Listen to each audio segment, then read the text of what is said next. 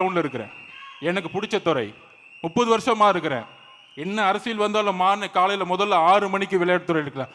ஆனால் 33 வருஷமாக தான் விரும்பிய துறை, தான் நம்பிய துறை, மக்களால் இணைந்த துறையோ அப்படிங்கிறதுல தூக்கி போட்டு வர்றதுக்கான தைரியம் உலகத்தில் எந்த மனிதனுக்கு இருக்காது.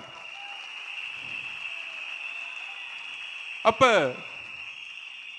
ஒரு தலைவர் தைரியத்தால் உருவாக்கப்படுவோர் அல்ல, ஒரு தலைவர் அன்பால் உருவாக்கப்படுவர் அல்ல, ஒரு தலைவர் தியாகத்தால் உருவாக்கப்படுபவர். இதுதான் அண்ணா சொன்னார். ஒரு தலைவருக்கான தகுதியை தன்னை தியாகம் செய்யணும். தான் குடும்பத்தோட பையன் அடுத்த தன்னுடைய பேரனை அவருடைய சட்டசபையில் சொன்னார் தெரியுமா, என்ன சக்சஸ், பையன் துணை முதலமைச்சர், அடுத்த பேரன் இளைஞர் அணிக்கு, அதுவும் நடிக்கிறேன்னு சொல்லிட்டு அந்த பையன் அழுதுகிட்டு இருக்கா, உட்காந்துக்கிட்டு வீடியோ வந்துட்டு இருக்கு. ஏன் அழுதுட்டு இருக்கான்னு தெரியல. ஸோ இந்த மாதிரி குடும்பத்தை செட்டில் பண்றது தான் அவருடைய சந்தோஷம். ஆனால் எங்களுடைய தலைவருடைய சந்தோஷம் ஒவ்வொரு குடும்பத்தையும் தன்னை போல செட்டில் செய்யணும்னு நினைக்கிறார்.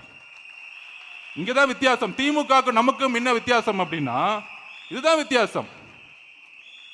உங்க குடும்பத்தை நீங்க செட்டில் பண்றீங்க, தமிழகத்தோட ஒவ்வொரு குடும்பத்தையும் செட்டில் பண்ணணும். நல்ல விதமா கல்வி, வேலை வாய்ப்பு, மருத்துவம் எல்லாத்திலையும் ஒரு நேர்மையான நிர்வாகத்தை உருவாக்கணும். உடனே தலைமை மேல கொஸ்டின், அவருக்கு நிர்வாகம் தெரியுமா? ஒன்னே ஒன்று சொல்றேன், ஒரு துறையில் எந்த ஒரு துறையா இருந்தாலும் சரி, ஒரு துறையில் நம்பர் 1 ஆனோம்னா நிர்வாகம் தெரியணும், ஃபினான்ஸ் தெரியணும்.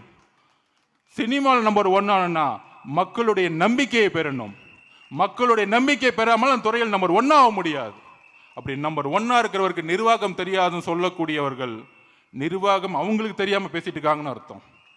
ஸோ தோழர்களே, நம்மளுடைய களம் செட் ஆயிருச்சு. இங்க கிட்டத்தட்ட நம்ம 3 லட்சம் பேர் இன்றைக்கு நம்மளுடைய பணியில் இருந்துகிட்டு இருக்கோம்.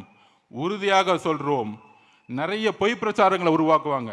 இன்றைக்கு சொல்றேன், நமக்கு எதிராக 20 கட்சி இருக்கு. 20 கட்சியை சார்ந்தவர்கள் ஊடகங்கள்ல இருப்பாங்க, ஊடகத்துறையில் இருப்பாங்க. அப்ப பேசக்கூடிய வார்த்தைகள்லாம் எப்படி இருக்கும்? நமக்கு எதிராக தான் இருக்கும். நமக்கான பொய் பிரச்சாரத்தை உருவாக்குவாங்க. நீங்களாம் ஜெயிக்க முடியுமா?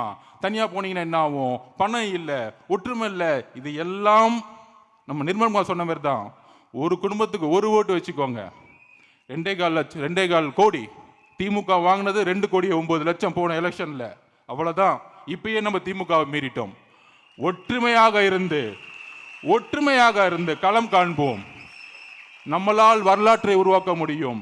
எதிர்காலத்தை உருவாக்க நிகழ்காலத்தில் நாம் அர்ப்பணிப்புடன் தியாகத்துடன் பயணிப்போம். நன்றி, வணக்கம்.